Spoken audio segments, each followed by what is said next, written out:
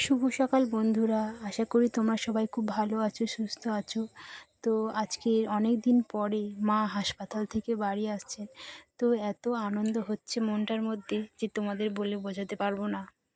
আর সকালবেলায় চলে এলাম মায়ের ঘরের বিছানার চাদরটা পাল্টে দিতে। আর মা হচ্ছেন আমার জীবনের জীবন্ত মা লক্ষ্মী।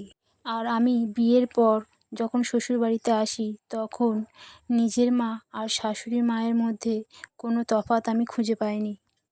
শ্বশুরবাড়িতে পা দেওয়ার সঙ্গে সঙ্গে আমার শাশুড়ি মা আমাকে অনেক আদর যত্ন দিয়ে গেছেন, এমনকি অনেক জিনিসও আমাকে কিনে দিয়ে গেছেন।